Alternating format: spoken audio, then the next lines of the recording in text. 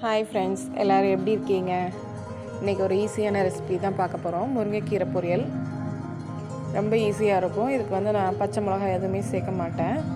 இது வந்து ஒரு பேச்சுலர்ஸ் ரெசிபினே சொல்லலாம். முருங்கைக்கீரையை வந்து உருவி எடுத்துக்கிறேன், நல்லா க்ளீன் பண்ணி எடுத்துக்கிறேன். இது வந்து உடம்புக்கு ரொம்ப நல்லது, நல்லா அயஞ்சத்து கூட.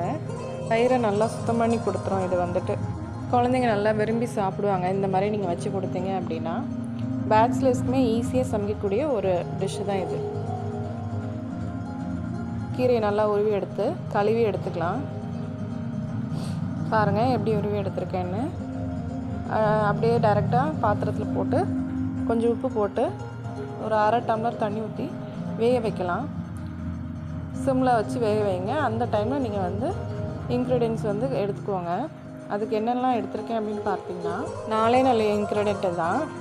சின்ன வெங்காயம், தேங்காய், மிளகு, சீரகம், அவ்வளோதாங்க.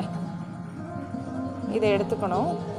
எடுத்துகிட்டு தேங்காய், சீரகம், மிளகு மட்டும் நல்லா அரைச்சிட்டு அது கூட சின்ன வெங்காயம் போட்டு ஒன்றும் பாதியமாக அரைச்சி எடுத்துக்க வேண்டியதான்.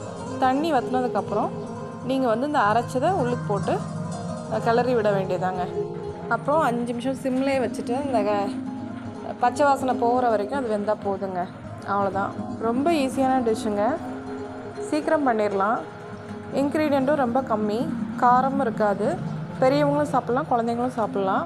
மிளகு போட்டுக்கிறதுனால சளியும் வெளியே கொண்டு வந்துடும். ஈஸியான ரெசிபி. நீங்களும் ட்ரை பண்ணி பாருங்கள். எப்படி இருக்குன்னு சொல்லுங்கள். மறக்காமல் சப்ஸ்கிரைப் பண்ணுங்கள். தேங்க்யூ.